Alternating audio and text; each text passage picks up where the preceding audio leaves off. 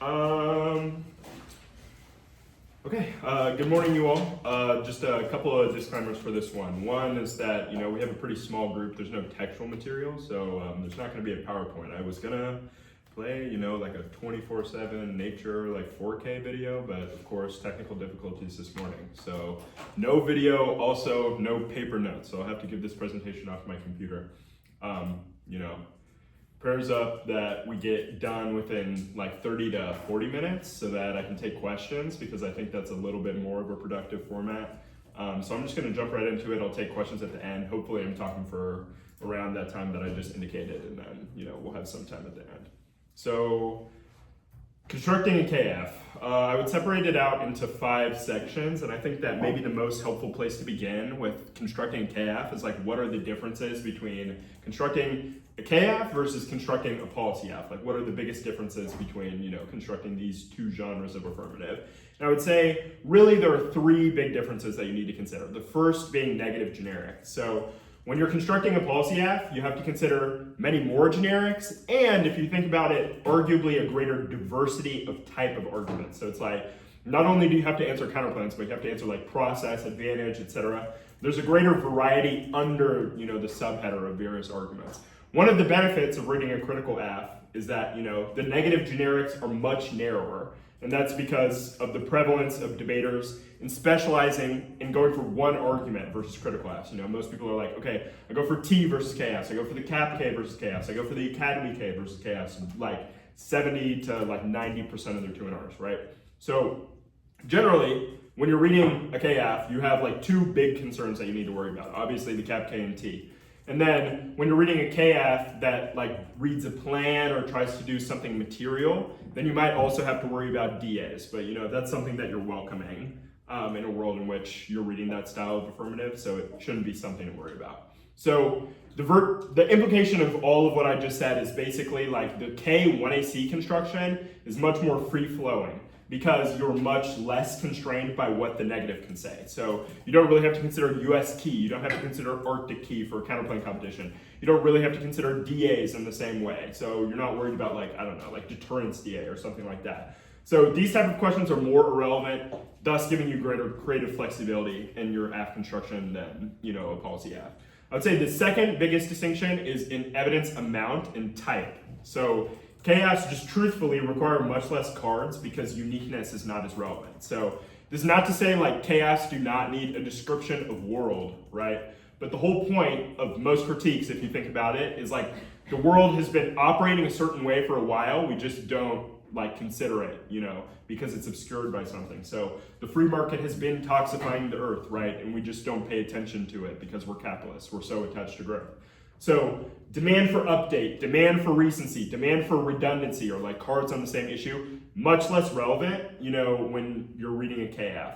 The 1AC is also much more front-loaded. You want your best cards in the 1AC to answer the negative cap and T arguments. So by virtue of all of these facts, the 2AC is, naturally reading less cards and requires less cards. And this is all in addition to the fact that the most common arguments that the 2AC answers in KF debates, T and the cap K, are not super evidence intensive positions to answer in the first place. So not a lot of card requirement. So the question, that's like evidence amount. Evidence type is also kind of dealt with above, but I also think it's important to note that because the cards are longer and more highlighted, this is like another reason for like less evidence intensive debating style, which I personally enjoy. I think it puts, the debating in the hands of the debaters and emphasizes persuasive speaking skills, which I think is the biggest benefit of debating. So that's 1 and 2, negative generics and evidence amount and type. The third thing to consider is less overhead. So I would say it is the truth that critical debating is the most sustainable style of debating. So if you go to a small school, if you're on a team with a coach shortage, if you're really busy during the school year with like sports or other activities, and you want to front load your prep towards the beginning of the season, I would say critical affirmatives, best route to go. So a critical, the reason being, an AF file for a critical affirmative, it's really not an assignment that requires that much outside help, right? I would say policy apps are best when they're collaborated on by multiple teams and multiple team members and coaches. K-apps are really best when written by one person. So I would say less overhead is a pro. The downsides of this less overhead thing are like kind of obvious. One is that, it's difficult to understand most critiques when you're like 14 to 18 years old. So one, just see my one book unlimited case lecture. But also, I would say there are a couple books you can read and understand, a lot of case from. So I'm thinking like Homo Soccer by Agamben, Cruel Optimism by, Lauren Berlant. And, you have time at camp, other ways to learn critiques. There's lots of accessible YouTube videos that explain these concepts. But also, another downside of the less overhead thing is like judging. Like people are more biased against your argument. But I think to some extent this is inevitable. Like debate is a subjective activity. Not everybody's gonna like you, and you can make up for it with charisma and making people think. So there are ways to fill in the downsides that arise from the critical approach. So I would say that's the first big header. Like what distinguishes K-app construction from policy app construction? So now that we have greater insight into, what the differences between the two are, let's get into the construction process itself. So part 2, I would say, is what is the research process like and what goes into my 1AC? So 2, things to deal with under that larger idea. First is what is the research process like? I have 2 big things to say about K-app research process. So one is that it is easier. That being said, you need to be more comfortable using search terms. So I'm not going to pretend like it's more difficult to research critical stuff than policy stuff. Like once you get the hang of it, you basically just spam Google Scholar or whatever your preferred database is with what you're looking for, and eventually it will come up. My 2 pieces of advice on this front are kind of conventional. Like if you've listened to any research lecture, you've probably heard of them, but more helpful in the K context than in the policy context. So one is introducing narrow search terms. And I would say this matters in K debate more than policy debate because consistent language between your cards is what produces the best critical 1ACs. So say you're advancing a 1AC with, a settler colonialism advantage using the language of the logic of elimination. This is something that you would want to include in your search terms. So you've got settler colonialism, Arctic. You would also want to include, logic of elimination to get a more consistent advantage. Other thing that is most relevant in K debate is cited by feature, which is pretty self-explanatory. It's just a feature on Google Scholar, and most other databases also have a cited by feature at this point. But it just gets you the articles that have cited the article that you're reading. So if you need more cards for your advantage, this is a good option. So I would say that's one, thing to consider about what the research process looks like. The other big thing to consider that I think is a difference in opinion that I've developed in the last couple years is if you understand the fields, then you will be far ahead. So I would say something that is important is zooming out from beyond the evidence that you're reading to a higher degree of abstraction. What is the scholarly basis for the thinking in my article? Who are the interlocutors? What are the core debates, in this intellectual genealogy? How do those core debates inform what is being written in this article, right?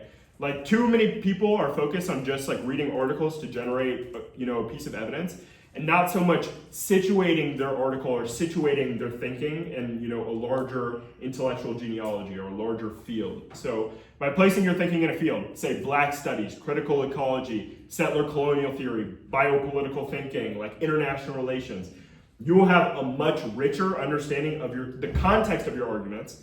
And as a result of having, this richer understanding, you have a stronger control over the theoretical language that you can use to communicate judges and communicate to judges. And given that, if you're a K debater, some of these judges are going to be graduate or undergraduate students studying these concepts in classes every day. This will put you far ahead and just give you a stronger control over the debate if you have a historical understanding of the terms that you're using in their context. So that's what I have to say about the research process. The requisite parts of the 1AC are the following. It is 4 requisite parts. So one is theory of power. So I'm prolifically anti-theory of power because, I think that the way that these arguments get debated on negative is really bad. It's really divorced from the cards being read in the debate. That being said, when you're AF, I feel theory of power is arguably a borderline necessity. So what is theory of power? On the neg side, what I would say a theory of power is it defines the scope of theoretical responsibility, and it establishes consistency between your link and your alt. So for example, when you introduce a theory of power from pessimist fields of thinking, right, you are now responsible in the debate for demonstrating a critique of subjectivity, of subjective ground, commonly referred to as a critique of ontology, right? Human makes itself in opposition to what it is not. What it is not is, blackness, indigeneity, etc. And so you're responsible, for this scope of theoretical inquiry. And you now have a common link between, what your links are saying and what your alt is saying. So we should be cautious about uncritically accepting state reform. That's your links and your alt, right? This is basically the same way theory of power gets debated on the AF. That being said, I think there's a more stringent requirement when you're AF for the theory of power to contribute language that you will use throughout your 1AC. And this is because argumentative consistency is a greater requirement when you're AF than when you're neg, right? Like you can technically, I feel like most judges are going to be sympathetic to link different than, theory of power when you're neg. But in your 1AC, I think it's helpful to have, a card with 2 or 3 terms that you'll use in tags throughout the entire 1AC. So like if you're reading like a Berlant 1AC, like affect, cruel optimism, and you want your solvency card ideally to be from the same author as your theory of power card. And the reason being is because that makes it more indisputable that your method or your solvency lines up with the advantage that you're trying to get. So it's less likely that they're like, okay, well, you're talking about, solving warming, but like where in your solvency card does it talk about solving warming? If your theory of power card and thus your impact are the same as, your solvency author, primo. So that's 1. 2 is a topic tie. And this is like technically like a little bit optional, technically you need to decide going into the debate if you're going to mention the topic at all or say like topical debating is bad. If you're going to say topical debating is bad, then like topic tie, like it doesn't matter at all, right? You shouldn't go forward and then talk about the topic lest you then double turn your argument, right? But if you're going to mention the topic, I would say you need like ideally 2 cards, maybe 3, that put the language from your theory of power in the Arctic context, in the context of this resolution, basically. So I would honestly say it's best if you can tie your theory of power card into a topic tie, right? 1, because it reduces the scope of what you're responsible for. So for instance, on this topic, it's just like, well, we're just saying this is how the Arctic works, not necessarily how the world works. But also for aforementioned, theoretical consistency and evidence efficiency reasons as well.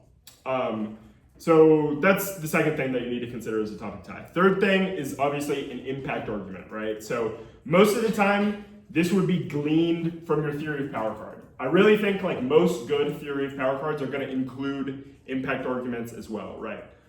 So like any good set call theory of power card is going to have mention of, dispossession impacts, mention of environmental colonialism impacts, stuff like this. If not, I would limit impact to 1 card because like the impact for K1ACs is oftentimes like not really going to ever be disputed for obvious reasons. It's like you're not going to say like no racism impact. So, you don't need a great amount of evidence for this argument, right? One thing I would note is that I would try to not make your impact external to what you're debating about. So common strategy in K debates in order to debate like DAs or to debate the cap K is to try to get something existential for your case. That is a fine inclination. That being said, the greater that you stray from your fields to make these arguments, the more liable, that you are to be responsible for scholarship that might have questionable interactions with the other arguments that you're making in the debate. So say you're reading like an IRK1AC, and you're like, okay, well, Russia war goes nuclear. Like obviously the scholarship for introducing the latter claim might, be questionable in relation to the prior claim. So 4th, method. It is pretty self-explanatory. You need solvency that lines up with your advantage. So one note that I would say that is maybe like a theoretical or like, I don't know, like background difference that I have with like 1AC construction in critical debates is just like, I think it's beneficial to refer to the critical 1AC as having an advantage. Like I don't really think of the KFs and policy Fs as too different on this front. You want your method card to be from the same card as theory power for the aforementioned reason of, can't dispute the internal link. Your method most clearly defines what you're responsible for as well, right? So for instance, if your method is saying we need to be critical of humanism, right? You can't be like no link to the humanism K. We didn't really critique humanism too much in our 1AC itself. Your method is akin to your plan, right? It defines what you're responsible for answering. So the other thing that you need to consider for method is AT presumption, right? Like how does the method that we're implementing differ from the status quo, right? So I think the best way to, answer presumption is to just have a strong understanding of your solvency. It's like, well, what are some examples of, our method if implemented in practice, and what is the theoretical difference, like what is the difference in thinking that we are proposing between the status quo, overwhelming, structure of the world and, the post 1AC structure of the world. But the other thing that I think is beneficial to introduce is like critique of presumption, right? So I think, why would sticking to the status quo be a bad idea? Easy question for chaos to answer. Obviously, squo bad for whatever reason, like racism exists now. Pretty indisputable, right? But what does the plan do different is another question, and you can answer this question with critiques, right? So if your answer is theoretically abstract, I think like one beneficial thing to consider is importing the always, useful abolition objection. So one of the common objections to abolition is like, what do you do about prisoners after we get rid of prisons, right? Abolitionist response is like, well, answer's not super clear, right? But we are certain that the existence of the prison industrial complex constrains our ability to think of, alternatives, right? I would say this is a good starting point for many critical AFs to critique presumption, right? This can be applied to many structures of thinking, right? We know it's difficult to consider alternatives to capitalism, right? Because we have such an overwhelming attachment to growth, right? This is a starting point for critiquing presumption. I think that this logic can be abstracted to like all KFs, but this is to say, one, think through the difference between your AF and the status quo, and if your AF is not that different from the status quo, get good at cheating and lying. Third thing to consider, how should I consider framework? So I would say the next couple sections, so that's like 1 and 2 big section, like what distinguishes KF and policy AF, and then like what is the research process like. The next 2 sections are like how should I consider negative arguments. So third section is like how should I consider framework. Fourth section is like how should I consider the other negative arguments. And then we'll conclude with like what about preparing for KF on this topic specifically. But first, framework. This is like obviously the most relevant argument that you need to consider. I have 3 big ideas that I want to say about researching and constructing KF relative to the framework argument. So 1, needed impact term. In my mind, you only have 2 options for impact term, right? Both would need to be foregrounded in your 1AC. One of them is, much better. So 7 of 10 AF debates, like as a precursor to this, 7 of 10 AF debates are going to be versus this one argument, right? It'd be very stupid for you to not say anything, about T in your 1AC. It'd be akin to saying nothing about deterrence on a military topic, right? You have 2 options. The first is topicality mandate bad. So I would say the framing for this, right? The primary arguments you need to consider when you're debating topicality is read on neg / switch side debate and the topical version of the F. And the reason is because in high school, these arguments just pack up like 90% of what you all have to say against topicality. Most of what, people have to say against T, and this is honestly still a problem in college, but I would say it's more a problem in high school, is like, we have a critique of the resolution, like debating about the resolution is bad. That is definitionally what a negative argument is, right? So switch side debate, destroys the vast majority of prereq to debating the topic style affirmatives.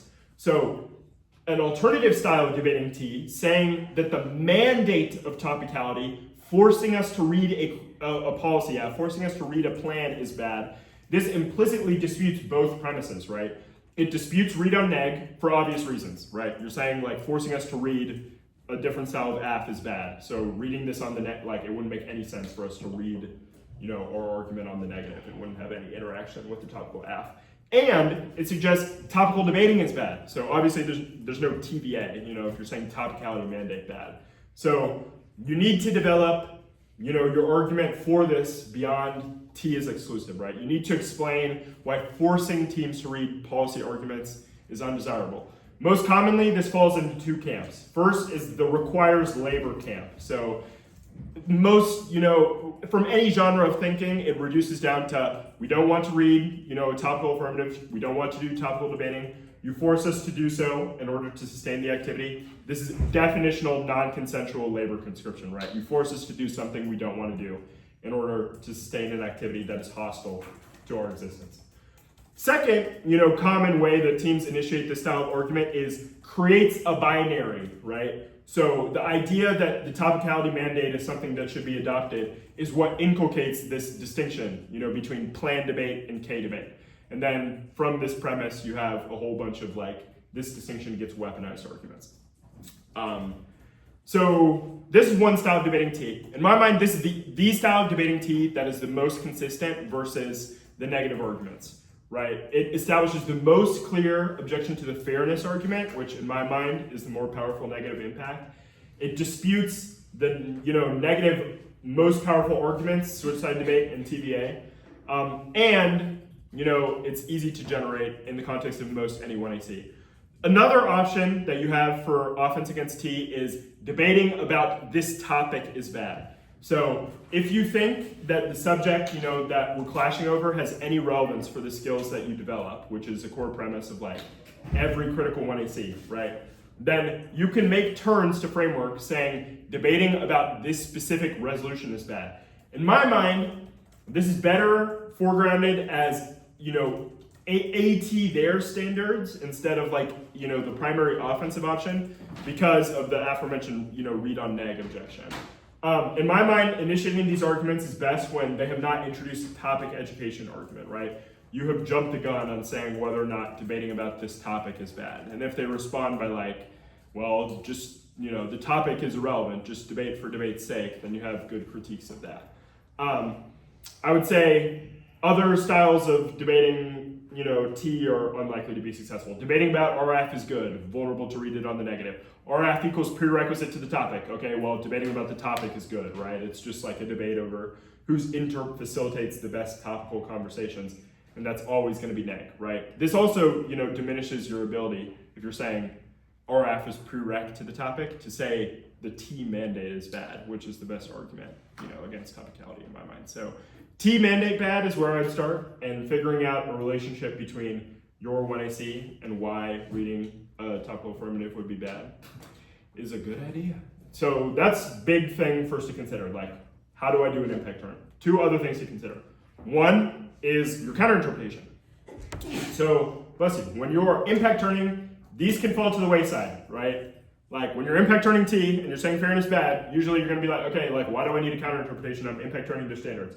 The reason is because subject formation is very important to critical arguments, right? Most of your impact turns rely on the idea that your scholarship base, what you're researching, can inspire some positive change in debate, can inspire some positive change in people, right?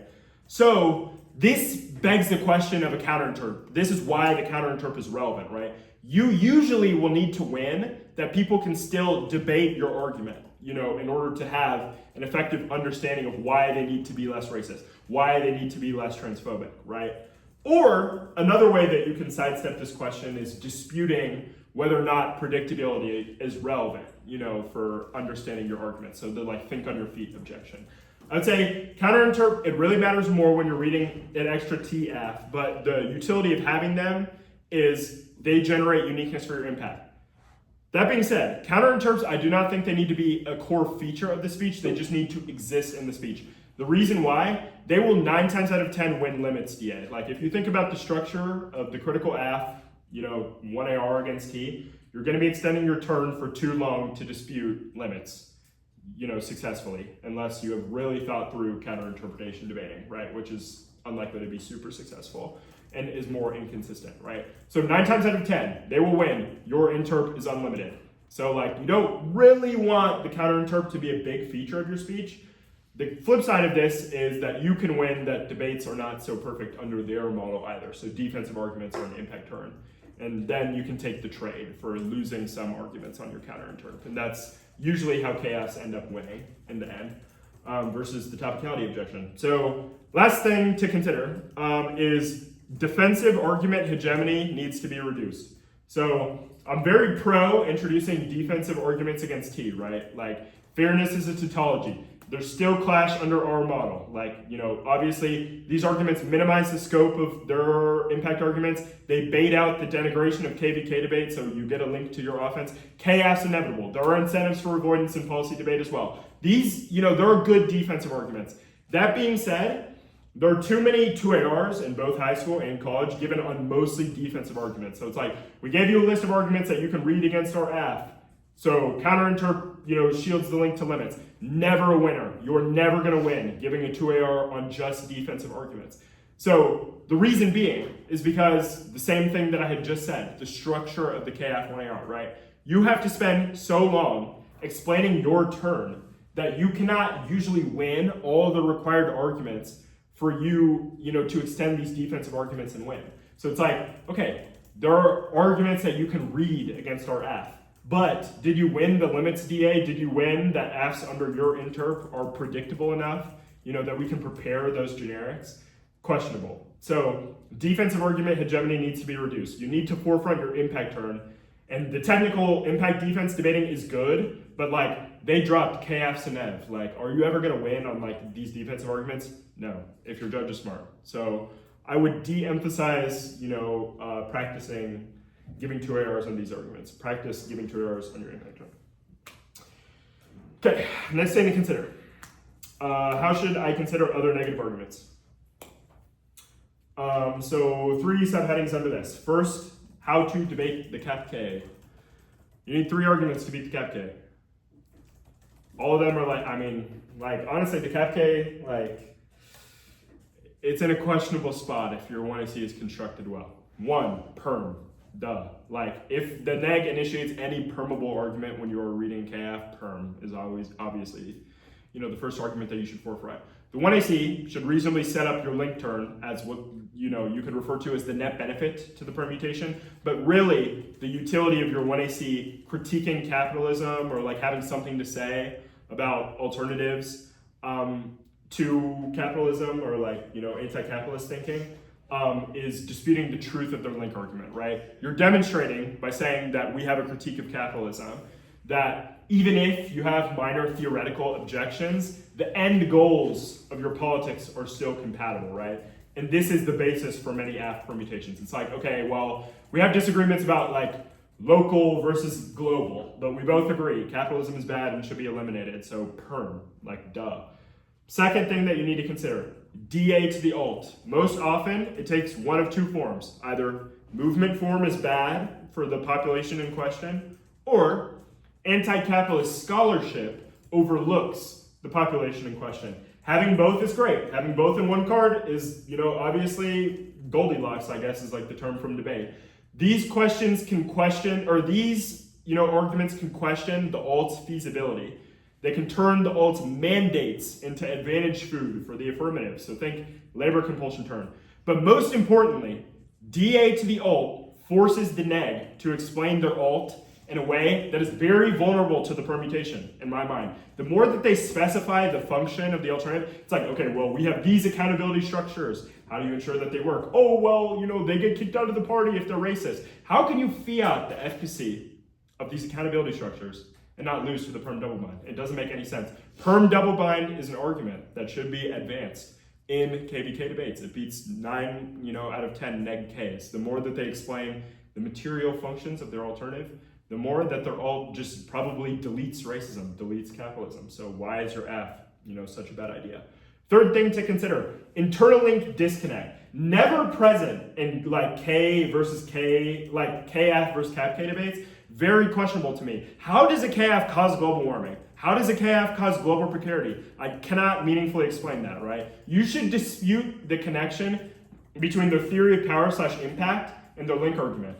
If they're just saying capitalism causes warming, right? You are capitalist, so you trade off with our alt to solve warming, then limited perm plan plus whatever the alt function is to solve warming. Like, it's very unclear why K impact, like the cap K impact would result from the reading of the 1AC. And the more that they specify their impact in the context of the 1AC, the more that they're vulnerable to losing the debate, because they've made it more about this debate specifically. And that's what you should be prepared to debate, because ATT is usually about this debate. So next couple things to consider. One is, do I need to answer DAs? I would say no. Don't say you will answer DAs. And the reason is because, you know, it does not behoove you, it does not make your counterinterpretation more predictable if you answer DAs, right? Saying whether or not you will answer a negative argument is just a question of whether or not, you know, you're benevolent. T is a question of competing interpretations, not this individual debate. So, you know, it is nice of you to give the neg a DA that will probably outweigh your case, but it does not meaningfully improve your position on framework at all to, you know, to answer DAs, because, you know, the question is not just your AF, it's about other AFs under your interpretation. That being said, if you have critiqued something in your 1AC, you should answer DAs about it. To use like an LD example, if you've critiqued nuclear weapons, you have to answer like deterrence DA. You have to answer, you know, nukes good, right? So I would say 9 times out of 10, just say no link. Like, it doesn't have any bearing for the debate. And them being like, oh, you said no link to our DA, like, that means you're unpredictable. How much does that reasonably improve, you know, their framework debate? Not much at all, because it is completely divorced from the question of interpretation. It's just an ethos moment. So next thing to consider, or last thing to consider, is debating other Ks. So when debating other Ks beyond the cap K, what should you consider? The permutation. You should debate the cards, you know, specifically, right? Like, too many high school K 2ACs to other Ks are just like a DA that your coach provided you from like 2014 about like the negatives field of inquiry. It's like, oh, like reading settler colonial theory is bad. And it's like your 1AC is about like anti-black. It's like, what the hell? Like, you should just read the lines of the cards that they have initiated, right? And try to situate them in the 1AC's context, in either a permuting context or, you know, an offensive context that your 1AC would disagree with the negative scholarship. The thing that you need to consider is it is very difficult for a non-cap K to beat a KF. And the reason is because the impact to these Ks, like, how are you going to explain that they outweigh the impact to the K1AC? It's like, okay, let's compare the impact of the logic of elimination to like the, you know, subjective destruction of blackness. Like, what? Like, how do you compare these two impacts, right? So the most important thing for you to consider when you're debating other Ks are two arguments. Alt solves the case, because obviously that deletes your case, and then link turns the case. If you dispute these arguments, you will almost always beat the critique, because what is their objection that outweighs the case and isn't vulnerable to a permutation? Wait, alt solves the case in what? Alt solves the case and link turns the case. Oh, Okay, last thing to consider. What about preparing for this topic specifically? I have 3 thoughts about preparing chaos for this topic. Usually, like, if I will give like constructing chaos lecture, I don't really have specific thoughts about the topic. I have just 3 for this topic, from what I've noticed in this like first week at camp. So 1, .com links are on fire on this topic. It's actually much easier to find relevant articles from a .com. So Google versus Google Scholar distinction. You would be surprised at how many links you can find just by searching like indigenous, you know, people in the Arctic, settler colonialism, like not even with quotes. There are many amazing articles. You know, and this also means that this is a topic where you'll see more qualified .com evidence. So one of the like most common objections to critical debate is like your author equals unqualified. There are a lot more articles that are saying critical things from like Arctic think tanks, you know, versus Medium. So I think this is a good thing. The other flip side of this is people will struggle to understand critical arguments much less on this topic, right? Because the level of, you know, critical abstract or theoretical abstraction is very low. It's very easy to understand the arguments in their context. So that's one big idea. Second big idea, most of the chaos on this topic are going to relate to the question of settler colonialism. Like, I do not see how you could read a KF and say nothing about indigenous people in the Arctic or settler colonialism as a theory.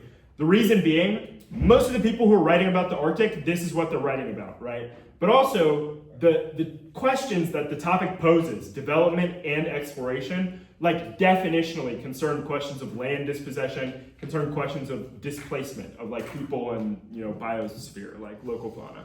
So I would say most of the asks on this topic that are meaningfully engaging topic relevant questions are going to have to say something about settler colonialism, or will employ settler colonial theory or post-colonial theory. So think like international relations critiques of the nation state, for example. So that's two things. Last thing, I don't think many asks are going to be able to reasonably make an argument for being topical, and as a result, many will lose to switch side. So one sub idea from this is like the plan KF on this topic is like screwed. Like I have no idea how you will say you will develop or explore the Arctic for communism, right? Like if people are gonna try to go that route, they'll end up at like a soft left aft that cooperates with the Arctic Council over something. But 9 times out of 10, you will see critique of exploration or critique of development, and then those asks will just get crushed by read on neg, right? I would say these are a questionable starting point, right? The argument, for like we need to read this on AF will not be very grounded in the evidence. Judges are more likely to have a hardline stance on this position than last year because, the topic is much simpler to understand. So the implication of all this, I think the debate AF will be a little bit more successful on this year's topic. So critiquing topical debating, critiquing the topicality mandate, or debate practices, in my mind, will be a little stronger on this topic relative to other topics. And this is also the case because the Arctic, if you think about it, is like questionably relevant. Like the fact that Arctic policy is largely untouched, it's good for the purpose of debating, but it also begs the question, like how important is debating about the Arctic? So I think critical asks can rightly critique, point out many of these ideas and have some success during the season. But these are my thoughts about critical F construction, and hopefully you read a KF.